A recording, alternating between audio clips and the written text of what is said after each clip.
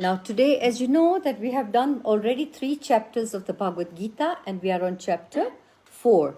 The chapter 4 is very, very interesting. It's like the heart core of all the chapters. All the chapters are interesting, but this is also got the divine knowledge. Now this is the transcendental knowledge, Gyan, Karma, Sannyas, Yoga. And it's the yoga of the renunciation. Okay, it's the yoga of renunciation of action in knowledge, the secret doctrine, the imperishable yoga. Now, as you all know, yoga is what? Yoga is to link our mind, body, and soul together, link ourselves with the Supreme Personality of Godhead, link ourselves with people, link our relationship, linking is so important. So, even when you link yourself in your business, in your family matters, everywhere, linking is very important. So, this yoga teaches you how to link correctly. Now, the transcendental knowledge, the spiritual knowledge of God, the soul, and the relationship is both purifying and liberating. Such knowledge is fruitful or selfless devotional service, karma yoga. Last chapter, as you all know, was on karma yoga. What is karma yoga? Karma yoga is your actions, whatever you do. Like, and here in this chapter, Lord Krishna explains the disciplic succession. You see, everything has to go under a disciplic succession. When things don't go under a disciplic succession, what happens? That parampara, it's called, is lost. The knot is lost. Like, even the family, it's so important to stay with the grandparents, and then the great grandparents have given the family traditional knowledge to the parents give it in turn to the children. But then if you just move out and say, I don't want to do anything with my parents and I'm going to live alone and I'm going to do things on my own, then what happens? It's like a screw. You have a device, right? And then there's a little screw, and if you just remove that screw, maybe, or a switch, then the whole device is useless. But even the screw is useless, the device is useless. But if you put it in the right place, then what happens is the device works and the screw works. So union is very important. And this all comes from the disciplic succession. The disciplic succession is the means by which the transcendental knowledge is preserved. We remember in our times, our father used to bring the priest at home, and it was a ritual, it was a must. We had to listen to the Bhagavatam, the Bhagavad Gita all the time in order to... yes? Kalpana, can you ask people to mute their phones, Yeah, please? I can even mute them. Okay. Can everybody mute their phones? Okay, thanks. All right, so this transcendental knowledge is extremely important, and it has to go step by step by step. Like, even if you have a spiritual leader, he must be having a spiritual leader. And then this is how even the knowledge of the Bhagavad Gita in the first chapter, in the beginning, in the introduction, if you have all the Bhagavad Gita, you read the introduction, how the Bhagavad Gita also came down from the disciplic succession. This secret doctrine includes the concept of nishkam karma. Nishkam is desireless action. That is the center of the Bhagavad Gita. The core of the Bhagavad Gita is not to renounce your life and go and live in the forest. In Kali Yuga, it is just not possible. You have to live your life, but how can you renounce your life? We can see why it includes action. We have to do our actions. Renunciation and knowledge, karma, Tyag and Gyan. Karma is your doings. Tyag is giving up. Now, how can you do something and you give it up? But you have to do it, but giving up its fruits for your own selfish reason. And Tyag. Tyag means what? Tyag is giving up, and Gyan. Gyan is the knowledge. Knowledge all in one. All these three are comprehends together. It teaches us how to live and work in this world and yet hold nothing as ourselves. Imagine, we came here empty-handed and we're going to go empty-handed. When Alexander the Great, you must have heard of his, he was such a great man. He conquered half the world. But when he died, he said that I want two things. Keep my hands out of my coffin. Make two holes. So they made two holes in the coffin and the hands were out, open. And another thing, that I want you to bury all the money, all the wealth I have with me, whatever you can. So the hands open were that he is not taking anything. All that wealth, all these things he conquered was good for nothing, just going to go to ashes, right? So that is why he left his hands open, because we came here open-handed and with nothing in our hands, we are going to go with nothing. But just that little span of time, as I said, unmanifest before, unmanifest after, this manifestation of the middle time, we just try to do so much for which is really, really, so many unlawful actions are done during that time. It teaches us to live and work in the world and yet hold nothing as ourselves. To know oneself is to take the first step towards understanding God, the divine self within each one of us. It's very important here that the first step is to know God within your own self. And before that even, you have to know your own self. Who are you? Where do you come from? And what is your purpose in life? Right?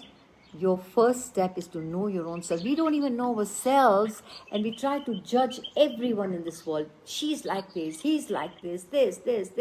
And all that negativeness, when we try to, focus on other people's lives more than our life, it just deteriorates our spiritual growth. Totally, all that growth is deteriorated. So you have to try to rise above. Take the first step, who you are. Try to know your inner self. Where are you getting peace? The second step, to know the divine within each one of us, not just within yourself. Okay. Second step, to know the divine within your own self. How are you connected with the divine within yourself? It's in here. And then the third step is to see God in everyone's heart. Then there will not be any hypocrisy, there will not be any quarrels, there will not be any of this disillusionment everywhere in the world. What's happening now, everywhere, me, mine, everything. Now we come to, that was just the introduction of chapter 4. We come to the first verse. There are 40 verses. If we can cover all 40, it's fine. Otherwise, we do half of it. Now, in the first verse, the blessed Lord said that I instructed this imperishable science of yoga to the sun god Vivaswan. Vivaswan gave it to Manu. Manu gave it to Ishwaku. Ishwaku gave it to Raghu. And then he gave it to all this. So this is how the history of Bhagavad Gita goes. It's not just 5,000 years back. It is millions and millions and millions of years back during the time of creation. Now, you see, when God created the whole universe, he had to have an instruction manual. As I said in the introduction, that whenever you buy a TV, video, radio, your mobile, you have this little instruction manual, and it says, press this button here, this is reject, this is that, this wire goes there. But if you think that, no, I don't want to follow this instruction booklet, I don't want to follow the manual, I'll do it myself, and then your applicants, it goes bad. There's a problem with it. So that's why it came in under parampara. It's called parampara. He created, then he expanded, and he created the sun. The sun had its own king, Vivaswan, right? The sun god Narayan. Narayan expanded as Vivaswan, and he instructed to Manu, the father of mankind. Manu then... Deborah, can you mute yourself? Oh, sorry. Yeah. Then Manu instructed it to Ishwaku, and then like that, all the planets at that time, every planet had one king. So all the planets were given this divine knowledge as to how to live in this material world, and how to live happily, and how to even return back to Godhead. But in time, what happened? People forgot this instruction manual and started having their own conception of life. No, no, no, this is right and that's not right, and you don't follow instruction manual, and that's when sin started, and they started having all sorts of differences in life. So the supreme science was the supreme science. Remember, science. This is a science. It is not history, geography, nothing. It is a science about your own self, about connection. Yoga is a science. Was thus received through the chain of disciplic succession. And the saintly kings understood it. At that time, all the kings understood, and they all were living happily. But in course of time, the succession was broken, and therefore the science appeared to be lost. And then what happened? So you see here, I have a little chart: the Supreme Personality of Godhead, then Vivaswan, father of mankind, Manu, Ishwaku, one of the kings of the Raghu dynasty, then Raghu, then to all the other different planets kings. And in Kali Yuga, if this knowledge was lost, so God incarnated. Now, one of the reasons, so what happened 5,000 years back? That, when there was too much of tyranny going on, too much of irreligious principles going on, then the Lord, Mother Earth went to Lord and said that, please help me. There's too much of evil going on. And so, this was the time for the Lord to come and revive the Bhagavad Gita, because the knowledge was totally lost. And that's why he came, he incarnated. The whole Mahabharata was just, all his people came. He brought his entourage from the spiritual world, Arjuna, all of them were from his spiritual world, his actors. This was a play by him. Because if it was spoken in a room somewhere just to Arjuna, nobody is going to hear it. Now even, you see, if the president has to say something, then he has to have a massive press conference. And when he goes even in the center of a war scene or somewhere where there's so much happening and he speaks, then there's value to it. Then people hear it. But if he just goes and says something in a room to a few people or just to his ministers, nobody's going to understand it. So that is why he came, he had this whole dramatized the whole Mahabharata, because it had to be a greatest epic war of that time. And then he stood in front of the battlefield and Arjun asked him these questions. So it is like, this was old wine in a new bottle, you must have heard. So this is creation time, old wine, but it's presented in a new bottle. So that is all, it's presented in a new bottle, but the wine, the older the wine, it tastes better. So this is a very allegoric explanation of it. Now, that very ancient science of relationship with the Supreme is today, he's telling him today, told by me to you because you're my pure devotee. So who gets this knowledge, right? And you're my friend, therefore you can understand the transcendental knowledge. So if we want real knowledge, we have to be humble. We have to try and surrender. We have to try and be a true devotee, and then automatically that knowledge will just come from within you. And then Arjun said, Arjun was confused because according to Arjun, Krishna was just there as his cousin. So he said, but Krishna, the sun god, has been there since time immemorial. But how am I to understand that you instructed this to the sun god? So you have to have trust and faith.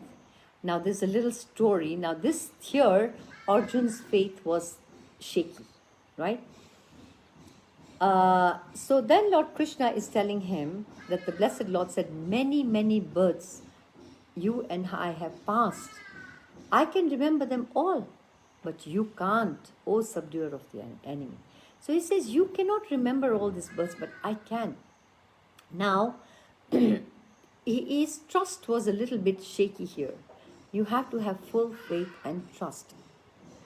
So what happened once, this is a true story, that there was an old man, he told us this story that, there was a storm and everybody, there was a storm, everybody were in a boat and everybody was so scared. And this little boy was just playing. He wasn't scared. And So somebody went and asked him that, why aren't you scared? I mean, everybody's running about, everybody's so scared and petrified with this. He says, no, I'm not scared because I have my mother with me.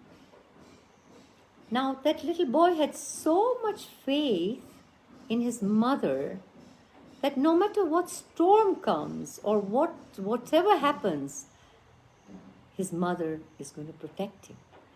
Similarly, we should also have that firm faith in the word of God. Whatever God is telling us is there. So He's going to protect us. So that faith is really, really important. So here, when he says many millions, you see, I want to go through we have been through 8.4 million species of life. First, we started with the species in the water.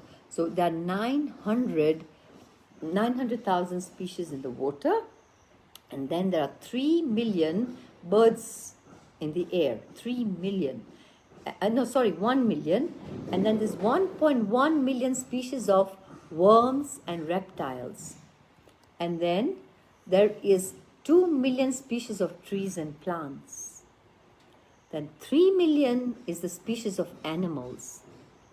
So we have transmigrated from water plants to reptiles to birds to trees, trees to the animals, and then ultimately in that progression we get a human form of life.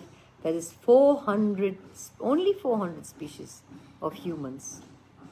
And in that 400 even, we have to go in transmigration, one after one, after one, after one.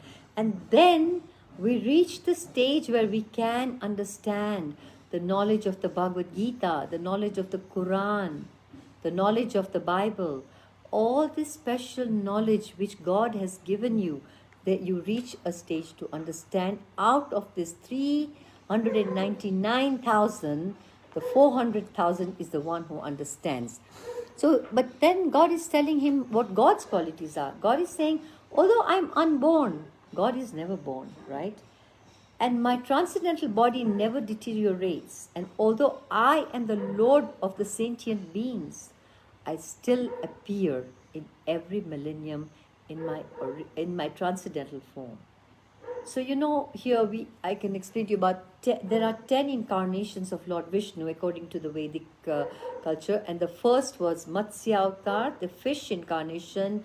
The second one was the tortoise. The third one was the boar incarnation. All of them came to save the world.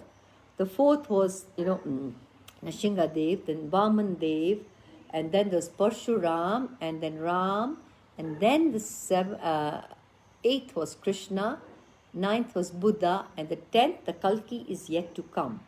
So when there's too much, he says, Yada Yada Dharmash, when there's too much of, whenever and wherever, there's a decline in religious practice. Decline, so wherever everything irreligious is happening. What are the fourfold irreligious things? Meat eating, gambling, intoxication, and illicit sex. All those are the 4 pillars of irreligion. From those 4 pillars come envy, jealousy, greed, hatred. All that keeps on coming. Then that is what is going to disturb everybody's minds. And it's going to reach a peak when, humans will be killing humans. I mean, here even now we've seen that it's really going bad day by day by day. So whenever there's a decline in religious principles and a predominant rise in irreligion, so whenever these irreligious practices are practiced and religious practices, the good things, are going down, then what happens? That is when God says, I descend millennium after millennium. So we have a very nice verse here. Yada yada hi dharmasya jnanir bhavati bharata abhyutanam adharmasya tadatmanam sujanyaham. So this is what this is one of a very seed verse of the Bhagavad Gita. So if we ever wonder how and why great saviors of human race appear amongst us at certain times and contexts, is because Lord Krishna says, whenever and wherever there's a decline in dharma. So you see so many saints. So whenever we see in our religious sect, there's a saint who has appeared, who is trying to give us the guidance, knowledge, listen to him. That is all incarnations of God. God comes in different ways. God guides you in different ways. Try and understand. Don't just be leading a life, animalistic life. Eat, sleep, defend, mate. And that, eating, sleeping, mating, and defending. Those are the four. For every day we go through that. We go through just wasting our time. After 8.399 millions of lives, you have evolved. Your soul has evolved up and up and up, and you've got this human form of life. Try and understand what is the purpose of your life, and that is what all the scriptures teach us. And that, in a nutshell, what Lord Krishna is telling us, that whenever there's a decline of dharma, I explained to you in the last lesson, dharma means, the dharma of salt is to be salty, dharma of sugar is to be sugary. Our dharma is what? Is to serve God, to serve God in any way we can. And then it says that in order to deliver the pious and to annihilate the miscreants, as well as to re-establish the principles of dharma, the principles of religion, I advent millennium after millennium. So in every millennium, he keeps on coming. And whenever you see, he wants, why is he coming? He wants to elevate the pious people, and he wants to annihilate the impious people. So which category do you want to be in? Ask yourself. Do you want to be in the category where you will be annihilated by God, and do you want to be a miscreant? Or do you want to be in a category where you will be saved by God? As I said, have faith. The little boy had so much faith in the mother that the storm would have been worse. And actually, to be very honest, this even somebody sent me, it's even during this time, this coronavirus time, there was a little boy, and he got, he was told, wash your hands, do this, don't go down, lock down, this. And he says, no, my mother is there, so I'm not worried. I'm not going to get coronavirus because my mother is there. So just imagine that faith he had, that he's not even going to get that. So that's how our faith should be strong, and it will materialize. So dharma, what is dharma? Dharma is the right conduct, right mode of behavior, sustaining life. It is the righteousness that leads one towards God. The Lord descends amongst us as an avatar when dharma declines. This is great truth, a divine mystery which we should know, and God comes amongst us to help us ascend towards him. Ascending, you have to be under the ascending, not the descending order. We can approach him in any way, and he will meet us even on that way. Any way you choose. It's not necessary you have to just sit in a temple or a church or mosque. Any way. But ultimately, where is he? He's inside you. Again, I'm repeatedly saying, as I said in the beginning, know yourself first. Know him within your heart. Then, the third step, try and see him in everyone's heart. When you see him around you in everyone's heart, like yesterday we did the meditation. Yesterday was Nrsimha Chaturdasi. And Prahlad was asked, his father said, where is your God? Show me. Is he here? He says, yes, Father. Is he in this wall? Yes, Father. Is he in this pillar? There was a big pillar. Yes, Father. I am going to prove you wrong. He cannot be in the pillar. The minute he broke the pillar, the minute he just smashed the pillar with his mace, the pillar broke and Lord Nrsimhadev appeared from there. So, he can come in any form, any way. Be very careful who you deal with, how you deal with. Self-assessment. Bhagavad Gita teaches you self-assessment. Not self-assessment just for your own self, even self-assessment in your business. Be very careful who you're dealing with. Try and see the positive part in everyone. Don't pinpoint people by their negativeness. Even our 5 fingers are not the same. They're not the same size. But still, we don't pinpoint our thumb or our little finger. Why aren't you this size? Why? We can't. It's there, it's there. It's there for a reason, right? Similarly, don't be judgmental, but be humble.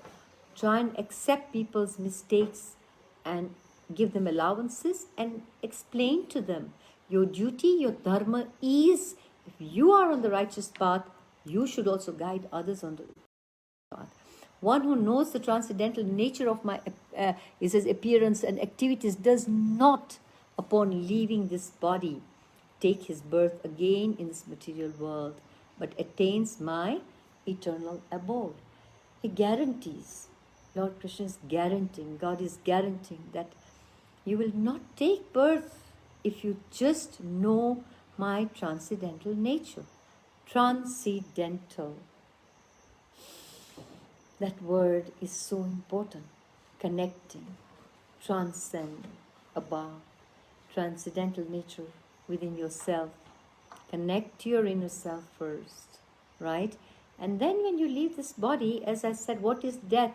The 10 elements, earth, water, fire, air, ether, mind, intelligence, false ego, Atma, Paramatma, soul and super soul. All that are like a Velcro, like this. At the time of death, these 5 elements stay here, either they are buried or burnt or whatever, cremated, and the other 5 gets into your subtle body and proceeds.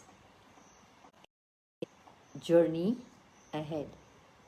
And you want to go, if you want to go back home, back to Godhead, because every planet, wherever you go, there's birth, disease, old age, death.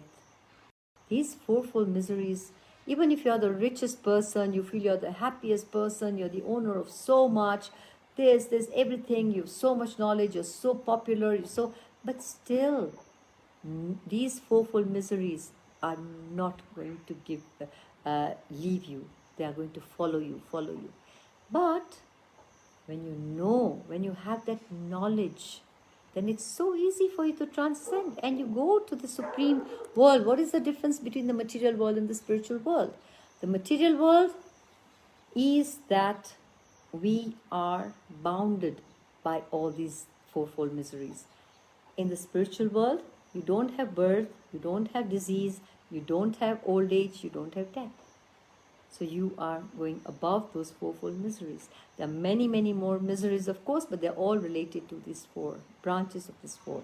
So being freed from attachment, fear, anger, being fully absorbed in me and taking refuge to me, many, many persons in the past became purified by knowledge of me. This is what the Lord is saying, that just by knowledge is so important. And thus they all attain transcendental love for me. So, you have to have knowledge. It says even in the 15th chapter of the Bhagavad Gita, Ukramantam stitam vapi bunjanam va gunanvitam vimuda nanu pashyanti jnana chakshusaha. That I give them the knowledge when a person comes towards me in any form, through other people, through, we have 4 types of gurus. We have, guru is the teacher. We have, one is Diksha Guru, the one who gives you initiation.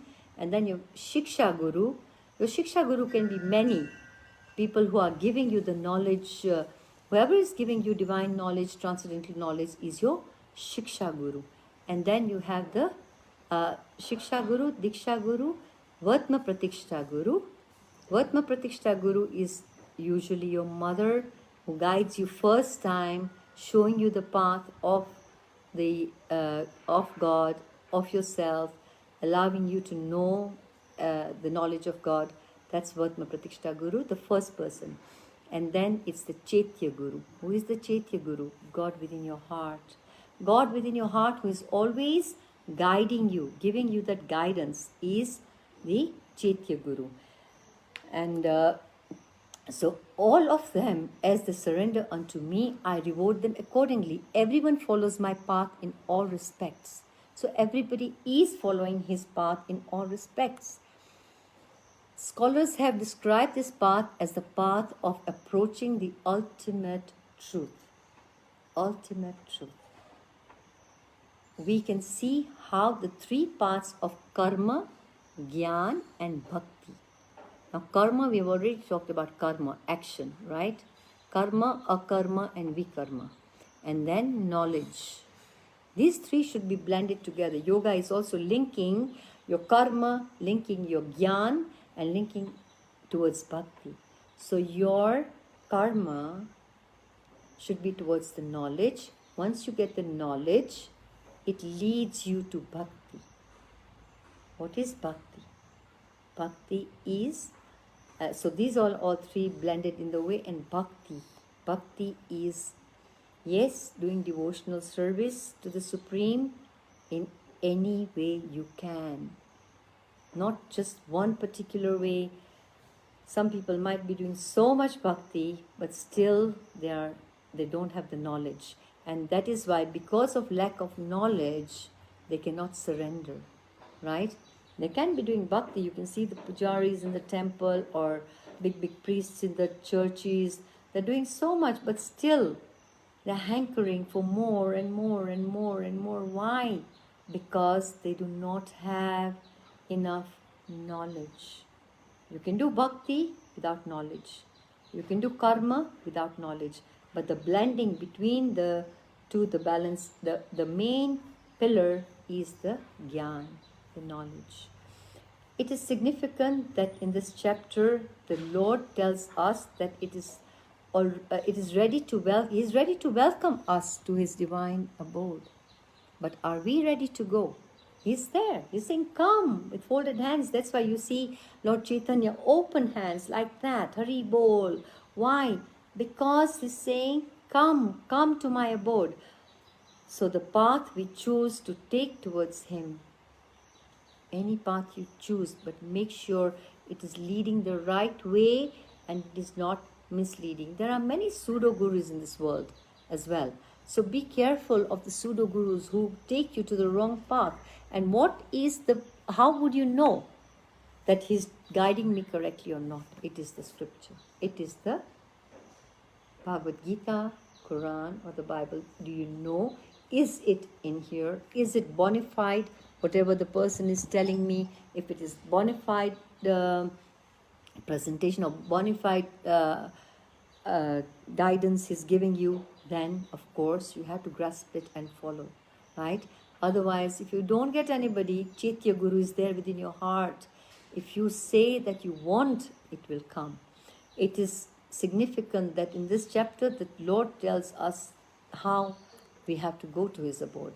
Now, there's just a little picture here that being on the spiritual path does not prevent the activities, and therefore they worship the demigods quickly.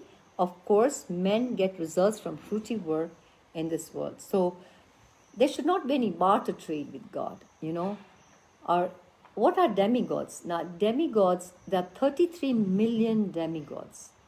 Okay, God is one, but those are all his ministers. You have minister of water, that's Varun Dev.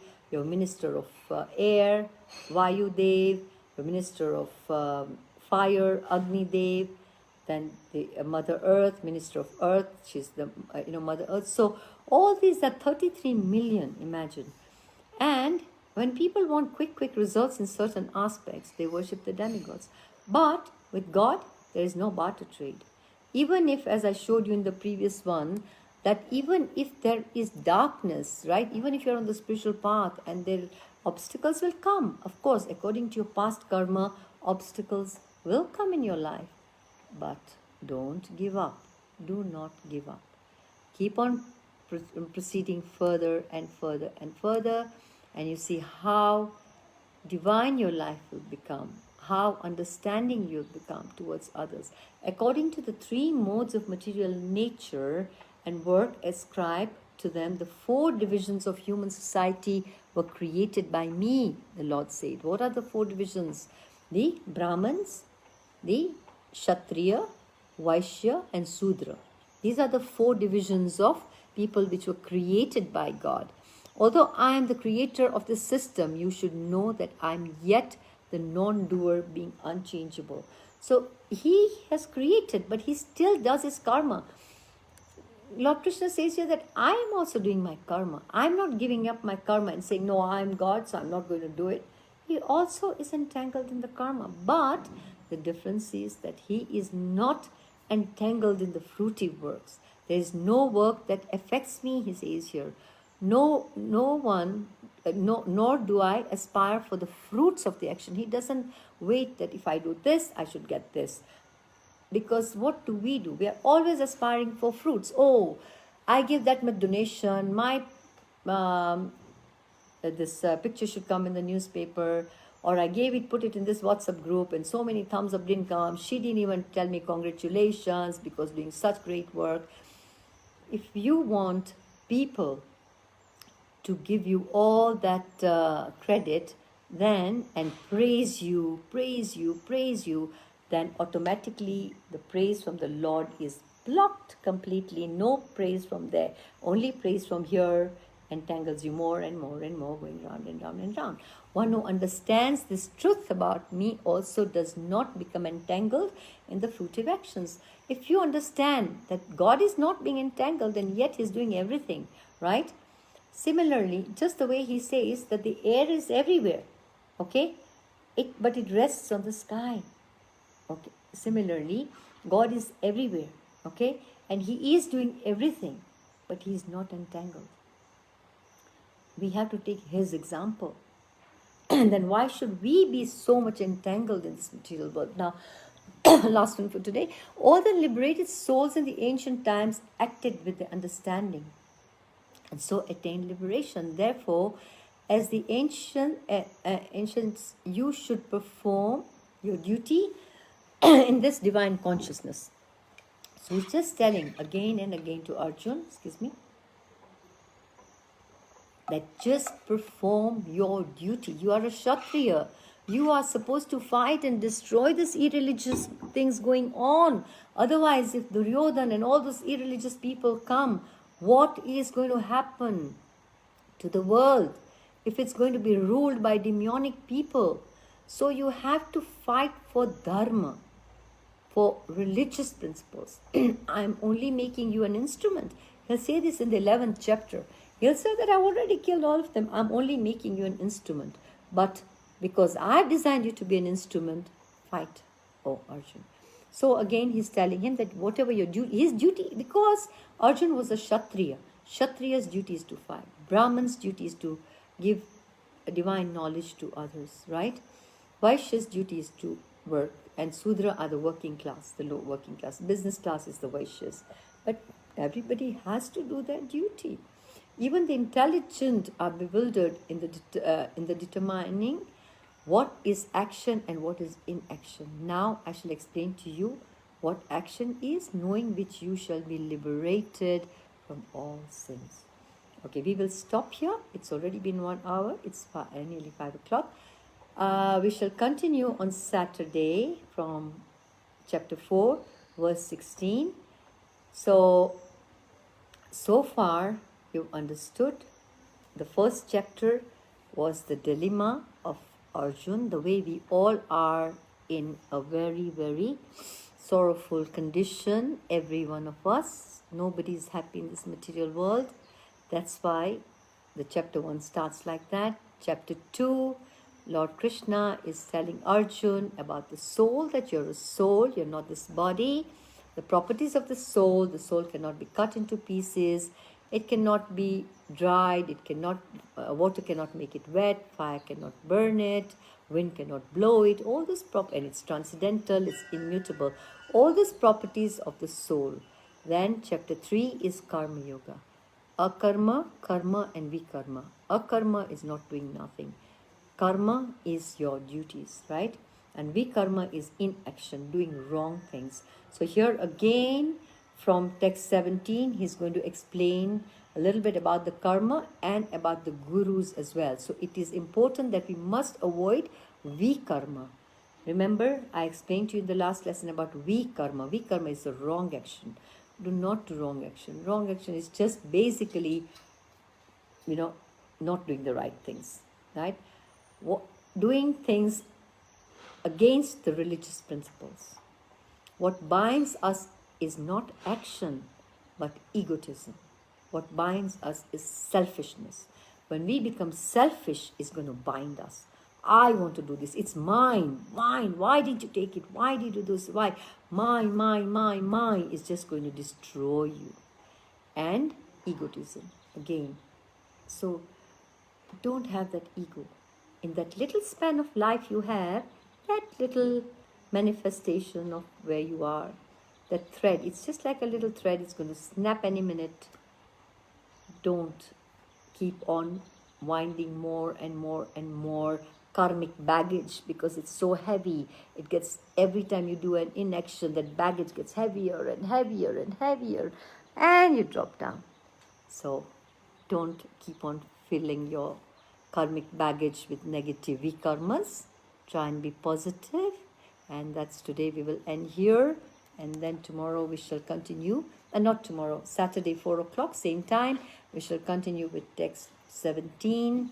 So thank you very much. I'll just stop here with a big Om. Inhale.